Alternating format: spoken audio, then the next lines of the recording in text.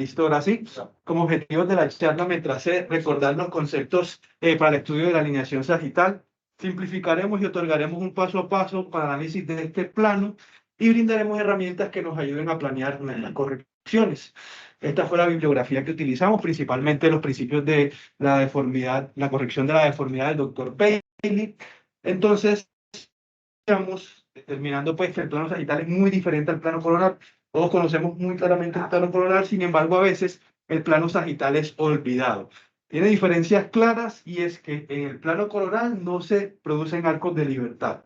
Si bien tiene ciertos movimientos que se restringen por los ligamentos de los complejos laterales y mediales de la rodilla, el plano sagital, a diferencia de este, va a tener grandes grupos musculares. El plano de libertad o el arco de movilidad se va a producir en este mismo plano, y eso va a permitir que existan compensaciones de tejidos blandos de los grupos musculares que es necesario considerar para el análisis de las correcciones y considerar aspectos tanto dinámicos como estáticos en este plano. Inicialmente partimos pues del eje mecánico de la extremidad, el eje mecánico A desde el centro de la cadera. Vamos a ubicar un punto que será el centro rotacional de la rodilla, que va a ser en una línea que converge entre la cortical posterior del fémur y la línea de Blumenthal, y por último el ápex del proceso lateral del talón.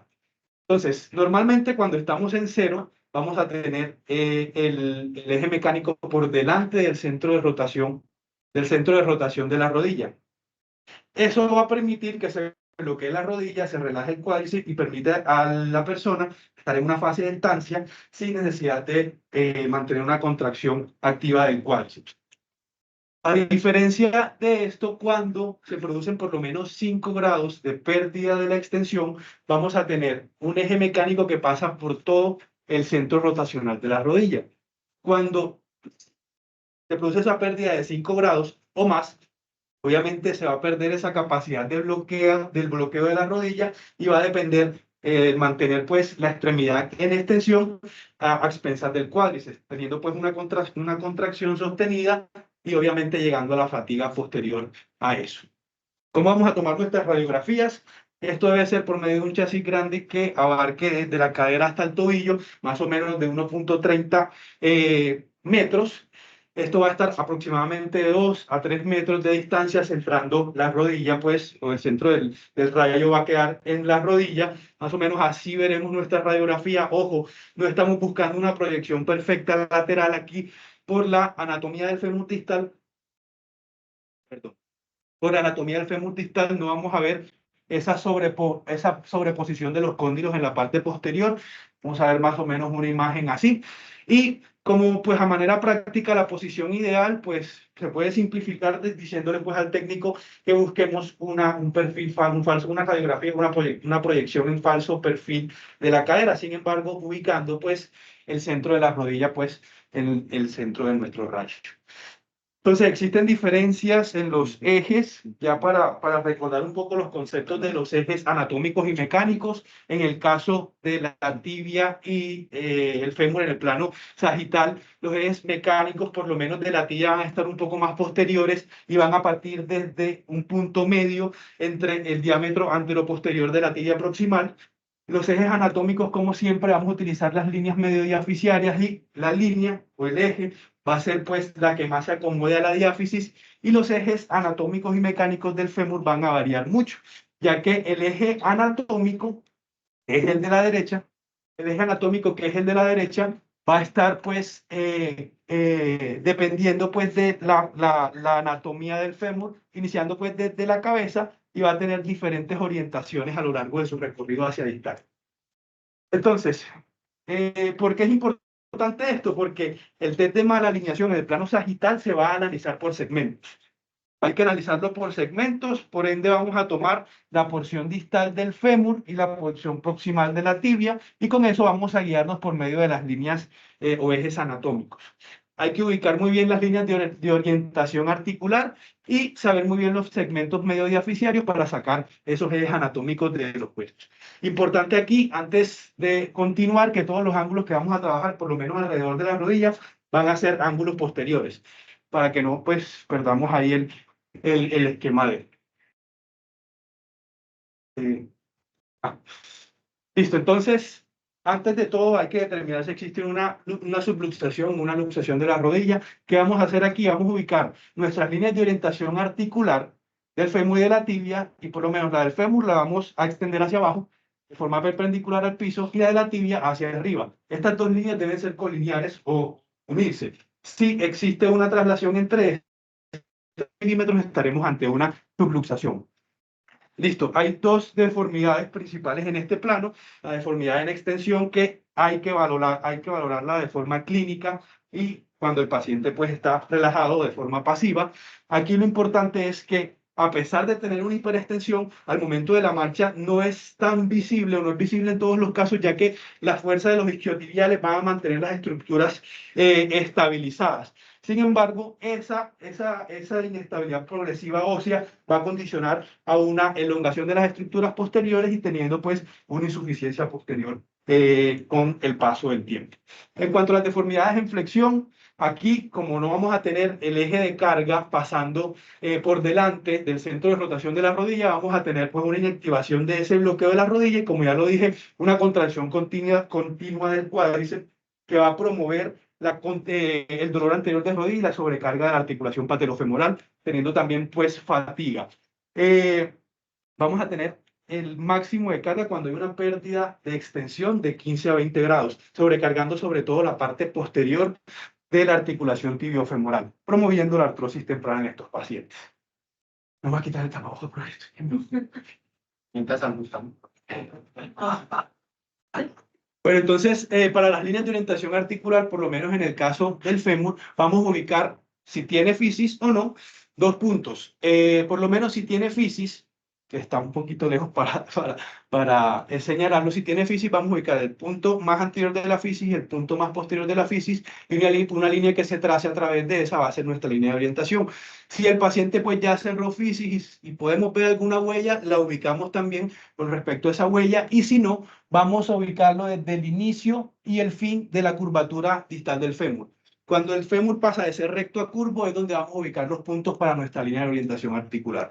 En cuanto a la tibia, a veces es un poco más sencillo, a veces no es tan fácil ubicar esa línea tangencial que se propone a través de los platillos tibiales. Entonces tomamos el punto más anterior y el más posterior de un platillo tibial y vamos a ubicar pues nuestra línea de orientación articular. Como lo dije, muchas veces es fácil, otras veces pues no es tan fácil y hay que ubicar cada uno de los platillos para poder determinar si es que estamos ante la línea de orientación articular real.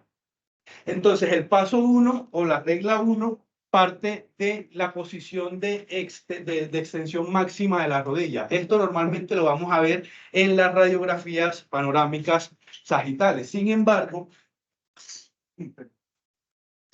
muchas veces el paciente, por acción de los isquiotibiales, queda en flexión a pesar de tener una deformidad en hiperextensión. Entonces, siempre hay que correlacionarlo con la clínica. Entonces, el paso 1, partiendo de una extensión máxima de la rodilla, vamos a trazar por las corticales anteriores del fémur y de la tibia un ángulo que el resultante pues, va a ser nuestra deformidad con la que partimos. Entonces, si ese ángulo es positivo, mayor de 0, va a ser una deformidad fija en extensión. Quiere decir que no estamos llegando a neutro, a 0 grados de extensión. Y si ese ángulo es negativo y menor de -5, vamos a tener pues una deformidad en extensión. ¿Qué es lo que hay que considerar aquí? Ya lo comenté, los tejidos blandos juegan un papel importante, entonces hay que determinar si el origen de la deformidad es solo óseo, a expensas del fémur, a expensas de la tibia, combinado de estos dos, y si los tejidos blandos están involucrados en las deformidades que se presentan. Entonces, en cuanto al fémur, y aquí pongo posterior para recordar que todos los ángulos que se evalúan, por lo menos alrededor de la rodilla, son posteriores. Comenzamos pues viendo todos los ejes anatómicos de la diáfisis femoral desde arriba. Entonces, iniciamos con la línea de orientación articular proximal, que va a ser con base a la huella de la fisis. Luego, una línea mediodiaficiaria a través del cuello femoral, que nos va a dar, pues, en su mayoría, en los pacientes normales, 90 grados. Luego, de esta última línea al primer eje diaficiario del fémur proximal, que va a ser como resultado más o menos de 10 a 15 grados, que básicamente es lo que conocemos como la anteversión femoral. Siempre para trazar estos ejes, trazar las líneas mediodiaficiarias y un punto que pase perpendicular a estas líneas o la que más se acerque pues al centro de la diáfisis. muy importante. Sí, señor. Hay una intervención. Simplemente la lista que mejor se acomoda en la intervención femoral en el plano transverso. Ok. Listo, pues, que uno aquí se la puede imaginar, porque la cabeza está por delante cuando la rodilla está de lado. Entonces tú puedes decir una presión femoral, porque siempre se puede tener la cabeza posterior a esa línea roja, y entonces tú dices, ay, aquí hay algo. Por saber la anteversión femoral, radiológicamente tiene que ser una tomografía. Perfecto. Sí. Esto es un plano sagitario. Exacto, Listo, es un profe. plano sagitario. Simplemente por ese error. No, qué pena ese error. Es el antecurval. Sí. El antecurval. La unión de las dos líneas diaficiarias del antecurval normal del fémur. Listo. No, Claro. bueno. Continúa. Bueno, entonces la segunda mitad del fémur, la mitad distal del fémur, trazamos las líneas medio diaficiarias, la perpendicular que más se acomoda a esto, y esa en la mayoría de las personas va a caer en el punto entre un tercio y un tercio anterior y los 2 tercios posteriores. Obviamente trazamos nuestra línea de orientación articular y ahí tenemos nuestro ángulo que, pues, el número mágico va a ser 83, más o menos 4. Cuando tenemos menos de 79, estaremos ante un antecurvatum, y cuando tengamos más de 87, estaremos ante un recurvatum. En cuanto a la tibia, también por segmentos vamos a trazar la línea de orientación. Aquí trazamos las líneas medio diaficiarias, la que mejor se acomode. En su mayoría, pues, según la literatura, ese punto cae entre 1/5 y los 4/5 posteriores. En la parte distal va a caer sobre toda la mitad de la tibia, por lo menos eso es lo que comenta la literatura. El número mágico aquí será 81, y dependiendo, si tenemos menos de 77, tendremos un antecurvatum, y si tenemos más de 85, perdón, tendremos un recurvatum. Entonces, ya partiendo de esto, pues este era el paso 2, ahora el paso 3, hay que determinar si existe alguna relación de los tejidos blandos con estas deformidades. Entonces, cuando partimos de una deformidad fija en flexión por medio de las corticales anteriores del fémur y de la tibia, teniendo un ángulo resultante, va a ser nuestra deformidad total. Partiendo de esto, vamos a hacer una fórmula restándole las deformidades totales o en antecurvatum o en recurvatum de la tibia y del fémur. Y aquí el antecurvatum en la deformidad fija en flexión va a ser clave. Entonces, si ese resultado nos da 0, los tejidos blandos ahí no están involucrados y la deformidad es netamente ósea. Si ese resultado nos da por encima de 0, aquí la deformidad va a estar aumentada con respecto a una contractura de los tejidos blandos. Y si el resultado nos da menos de 0, el antecurvatum va a estar compensada con una laxitud de tejidos blandos, teniendo menos deformidad final que la que aparentemente tiene el antecurvatum óseo. Y ahorita lo vamos a... Es importante que esa radiografía se tomar la rodilla en toda la extensión máxima que pueda dar el paciente. En la extensión máxima, sí, señor. Claro. Sí, es muy difícil. Ya veremos un ejemplo que... Okay. Y es un ejemplo en esta fácil. Sí. Entonces, deformidad en hiperextensión. Aquí la clave va a ser el recurvatum. Recordemos, pues, que aquí el eje de carga va a pasar por encima. Muchas veces los pacientes no vienen con una radiografía panorámica con el eje de carga por delante del centro rotacional de la rodilla. Entonces, eso hay que tener en cuenta y nuevamente correlacionarlo con la clínica. Entonces, aquí partimos de la misma deformidad total por encima de los menos 5 grados. Entonces, a eso le vamos a restar las deformidades en recurvatum y en antecurvatum de la tibia y del fémur. Entonces, si el resultado es 0, aquí los tejidos blandos no están participando. Si es por encima de 0, aquí la deformidad en recurvatum se va a aumentar por los tejidos blandos, por la laxitud de los tejidos blandos, y si el resultado es menor de 0, el recurvatum va a estar compensado por una contractura de tejidos blandos. Básicamente, si esta fórmula nos da por encima de 0, los tejidos blandos van a aumentar la deformidad, y si nos da por debajo de 0, los tejidos blandos van a compensar la deformidad. Entonces, para entenderlo mejor con ejemplos, partiendo de una deformidad de 20 grados, en el paso de 20 grados en el paso 1, una deformidad fija en flexión, aquí por lo menos en el ejemplo 1 tenemos un ángulo posterior distal femoral de 64 grados, recordemos que el número mágico aquí es 83, más o menos unos 20 grados de deformidad que responden a la deformidad total o a la deformidad fija en flexión. En este caso, tenemos deformidades divididas, 10 en el fémur, 10 en la tibia. Aquí tenemos alterados los dos ángulos. Recuerden que este número estándar es 83 y este número estándar es 81. Entonces, vamos a tener más o menos una deformidad a expensas de los componentes óseos con antes de cero, lo que nos diría que los tejidos blandos no están participando. Ahora, en estos casos, nuevamente, líneas de la cortical anterior, determinamos la deformidad con la que partimos. En este caso, tenemos la misma deformidad de 20.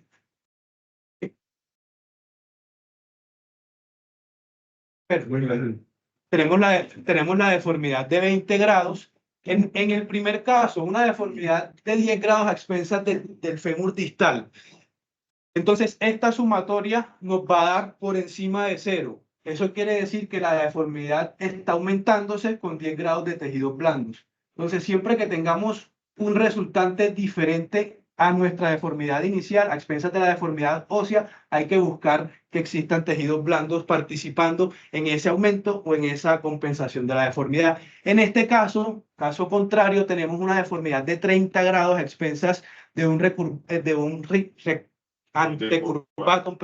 antecurvatum del fémur distal. Entonces, aquí nuestra regla o pues nuestra sumatoria nos va a dar por debajo de cero, porque partimos de una deformidad inicial de 20 y tenemos 30 grados acá. ¿Dónde están los otros 10 grados? Pues a expensas de una laxitud de compensatoria de los tejidos blandos. No sé si se entendió el concepto. Entonces, importante y para tener en cuenta, no solamente las deformidades van a estar en los planos articulares, muchas veces podremos tener ángulos articulares, dada la forma de medición de todos estos ángulos, porque es por segmentos, vamos a tener ángulos articulares normales con una deformidad grosera diaficiaria, que hay que tener en cuenta que tanto en la tibia como en el fémur. Importante las tres reglas de la osteotomía. La regla 1, si el cora está al mismo nivel de nuestro eje de corrección, los ejes van a corregirse y van a quedar paralelos sin necesidad de trasladarse. Cuando el cora y el nivel del eje de corrección va a estar en un diferente punto, entonces aquí tenemos que hacer un gesto adicional para que esas líneas de orientación o líneas del eje anatómico queden colineares, y si no hacemos caso pues a esa regla y el cora lo tenemos en la osteotomía la hacemos en un lugar diferente del cora, vamos a tener como resultante deformidades secundarias pues a la corrección que hicimos. ¿Cómo vamos a planear nuestra osteotomía? Entonces, por lo menos aquí iniciando con la tibia, trazamos nuestras líneas de orientación articular. Primero vamos a trazar el ángulo normal posterior de la tibia proximal, en este caso dio 71. El segundo paso es ubicar, según la media de la población, que en este caso sería 81 grados, donde corregiríamos o cuál sería la deformidad resultante de estas dos líneas, y eso nos va a dar dos puntos importantes. Nos va a decir dónde está el cora y cuánto debemos corregirlo. Eso va a pasar tanto en la tibia como el fémur. En el fémur, en este caso, trazamos las líneas de orientación. Inicialmente trazamos nuestro ángulo como pues ya se los enseñé. El segundo paso es ubicar en ese 83, que es la media de la población donde pues está normalmente ubicado el ángulo posterior femoral distal. Y lo segundo es que ubicar esas dos líneas, y si ambas pues esa nos va a dar la resultante tanto del cora como de la magnitud de la deformidad, y eso nos va a permitir planear nuestras osteotomías. Recordemos que hay que realizar las osteotomías a mismo nivel, y si no las hacemos al mismo nivel de la deformidad o del cora, tenemos que realizar pues la corrección. Esto es una osteotomía que se hizo a nivel del cora, ahí yuxtaarticular. No tuvimos que realizar ningún gesto adicional para que los ejes queden colineares. Esto es una osteotomía que pues cumple la regla 2. Si la tenemos en un punto diferente al del cora, aquí tenemos la corrección aquí y el cora acá, entonces debemos trasladarlo para que se mantengan pues colineares los ejes. Lo mismo con el fémur. Entonces, como conclusiones, el análisis de la alineación sagital debe ir acompañado de un examen clínico juicioso que nos permite evaluar los componentes dinámicos. No hay que limitarnos a las radiografías, siempre pues desconfiar un poco y confiar un poco más en la clínica de nuestros pacientes. Una debida planificación nos va a orientar y va a reducir esos malos resultados, y con eso debemos realizar una correcta toma de imágenes, así pues como les mostré. Hay que tener en cuenta las reglas básicas de la osteotomía para no cambiar una deformidad por otra o por otras. Listo. Nebuliza. Electronics. Bueno, nuestro paciente es un paciente acondroplásico y hablaremos brevemente de las deformidades musculoesqueléticas de los pacientes acondroplásicos. 10 segundos. Sí, señor, rapidito. Entonces, la displasia es la displasia esquelética más común. Es la displasia esquelética más común, aproximadamente 400.000 personas en el mundo la tienen. Hay un factor genético implicado afectando el cromosoma 4, que afecta la función del receptor 3 del factor de crecimiento de fibroblastos. Aquí no lo va a suprimir, sino que va a aumentar o potencializar su función, inhibiendo la proliferación y diferenciación de condrocitos.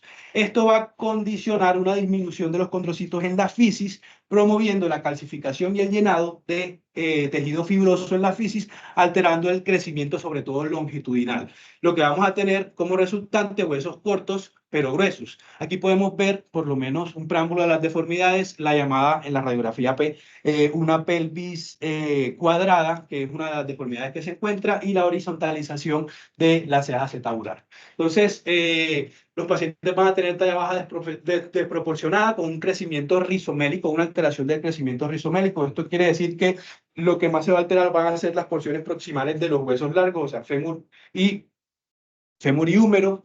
Van a tener deformidades tanto en cráneo como pues protuberancias craneales parietales y frontales. La frontalidad va a ser persistente de 5 hasta 5 a 6 años.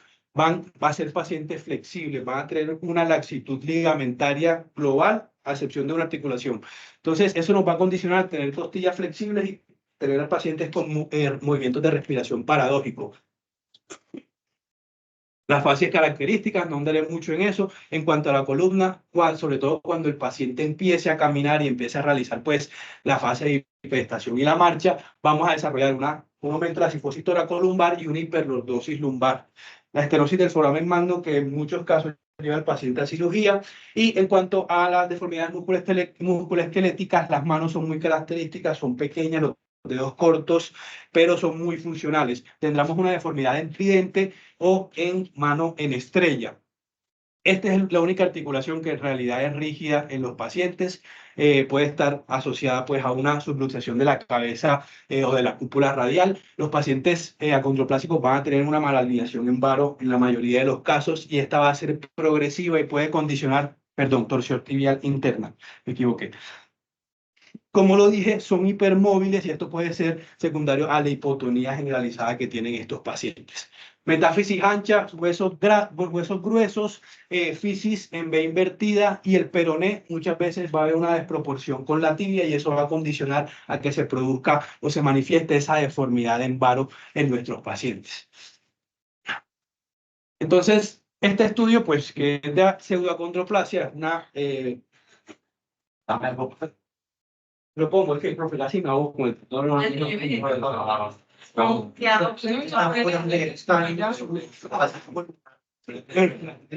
Entonces, este estudio, que después de pseudoacondroplasia, realmente las manifestaciones osteomusculares son similares. Aquí la diferencia va a estar en las fases de los pacientes. En 141 pacientes quisieron ubicar los síntomas, hallazgos clínicos y radiológicos en típicos, comunes y ocasionales. Entonces, displasia epimetafisiaria de las manos es un síntoma típico, los dedos cortos o en tridente, síntoma típico, la subluxación de la cúpula realmente es más ocasional.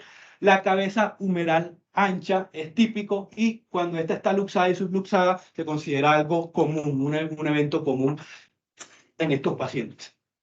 Displasia acetabular, que la podemos ver allá en la radiografía, podemos ver la deformidad o la coxa para y breva que tienen estos pacientes. Displasia displasia de cabeza femoral, que, displasia de cabeza femoral que realmente es típica, o la deformidad en hongo que tiene el fémur proximal, las deformidades en varo y en valgo, que por lo general en su mayoría son varas, pero cuando encontramos asociada una displasia del peroné proximal van a ser más valgas, y podemos ver la deformidad de la imagen en miembros que se los lleva el viento, que se van como hacia el mismo lado en varo y en valgo.